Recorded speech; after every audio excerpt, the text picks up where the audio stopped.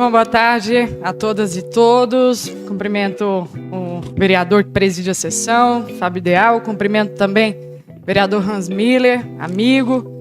Assim como eu cumprimento vários amigos que eu tenho aqui sentados. Marco Antônio, Marcos Marrom, Filemon, o Ednardo, o Murilo. Tanta gente boa, ex-vereador e amigo também, Emilson Pereira. Tanta gente boa que está aqui engrossando essas fileiras, de um debate tão importante, que ganha relevância a cada 5 de junho, mas o nosso desafio em espaços como esse é fazer com que seja uma agenda que se toque o ano inteiro, Emilson? Ininterruptamente. Eu fui chamada aqui pelo Marcos para falar um pouquinho dessa experiência na Assembleia Legislativa, de como o debate da agenda de sustentabilidade, meio ambiente, tem sido tocado num âmbito estadual. Mas eu não preciso chover numa olhada e dizer para vocês que todo esse debate, essa pauta da sustentabilidade, enfim, do meio ambiente, é muito incipiente no estado de Goiás como um todo. E não seria diferente na Assembleia Legislativa. Lá nós temos pessoas que representam a maior parte da nossa população e que, infelizmente, encontra-se a revelia desse debate.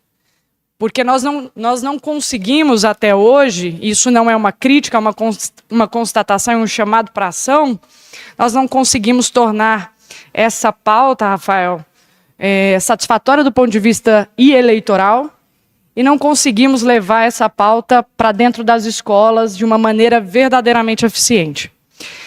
Para falar um pouquinho da minha última experiência, que eu acho que é valorosa para esse momento, eu não poderia deixar de citar aqui a presença de 2 pessoas que operam a ponta da Política Nacional de Resíduos Sólidos, que são os trabalhadores e trabalhadoras das cooperativas, são os catadores e catadoras.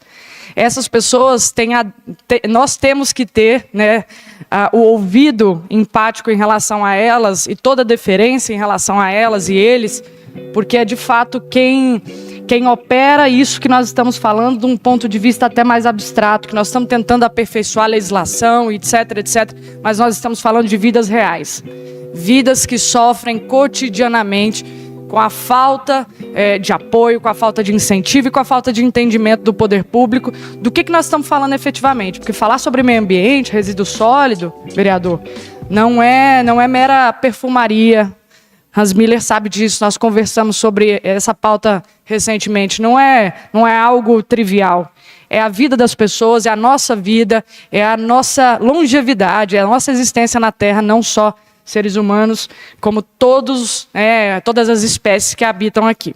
Bom, semana passada eu tive o privilégio de presidir na Assembleia Legislativa a criação, Rafael, de um GT para construir uma minuta de projeto de lei para falar sobre educação climática nas escolas de Goiás, nas públicas e privadas. Porque o nosso entendimento também, e eu acho que encontra guarida e eco em todos vocês aqui, é que se a gente não começar a dar relevância para essa pauta, para essa disciplina dentro das escolas, começarmos a tratar na mais tenra infância do que é mudança climática, o que é a questão ambiental, nós vamos sempre ficar enxugando gelo numa ponta que não flui, numa ponta que não age, que não tem eficiência.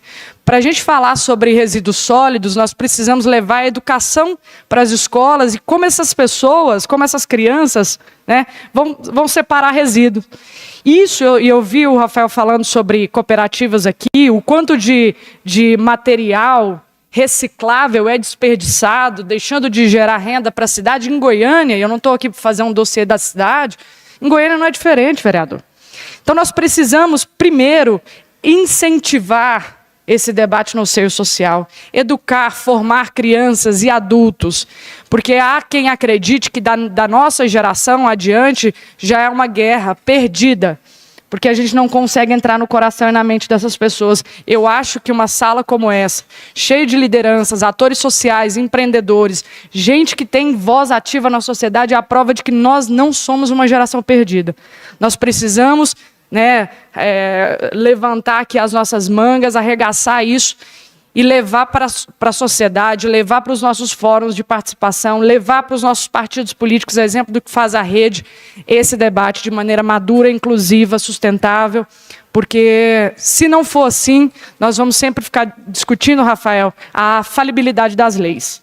Mas se não tiver uma cultura climática, uma cultura ambiental, nós não vamos transformar a realidade. E é por isso que a gente pensou nessa criação de uma educação climática nas escolas. Nós tivemos ampla adesão, vários atores sociais reunidos, e eu quero aqui deixar o convite, já encaminhando para o fim, para que todos e todas que estejam nessa reunião, que sintam-se mais do que convidados, até convocados, Emílio, se me permite a brincadeira aqui, a participar da consolidação dessa minuta. O Filemon, que eu vi que não esteve conosco por uma falha nossa, né, de não ampliar ainda mais as nossas redes de divulgação da audiência, mas que todos se sintam suficientemente convidados e convidadas para que a gente torne essa minuta factível, que ela tenha reverberação prática dentro da Secretaria Estadual de Educação e nas municipais, se assim for o caso, se tiver entendimento, como eu sei que tem aqui dessa casa, de replicar o conteúdo nas câmaras municipais.